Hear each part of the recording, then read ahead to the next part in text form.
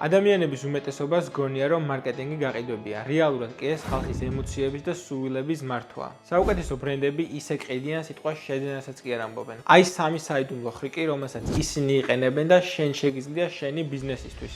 პირველი, ხალხი პროდუქტს არ ყიდულობს, ისინი ყიდულობენ ემოციებს. მაგალითად, iPhone-ს ან MacBook-ს სიმძლავრის გამო არ ყიდულობენ, არამედ სტატუსის, იდენტობის და სტილისთვის. გაიგე, რა ემოცია სჭირდება შენს აუდიტორიას და სწორედ ამის გარშემო ააგე შენი გზავნილი. მეორე, ლიმიტირებულობის განცდა. როდესაც პროდუქტი ან შეთავაზება გარკვეული დროით ან რაოდენობით შეზღუდულია, მომხმარებლის ტვინი აღიქვამს ამას როგორც იშვიათ ღირებულებას. რაც უფრო იშვიათია კიდე ნივთი, მით უფრო სასურველი და ფასეული. ამის გამო ადამიანები სწრაფად იღებენ გადაწყვეტილებას ხშირად ლოგიკის გარეშე. თუ გინდა გამოიყენო ლიმიტირებულობის ეფექტი შენს ბიზნესში, შეგიძლია თქვა მაგალითად ამ ფასად მხოლოდ 5 დღე. პირველი 10 მყიდველისთვის განსაკუთრებული ბონუსი და ასე შემდეგ. და მესამე, მარტივი გზავნილი ყოველთვის იმარჯვებს.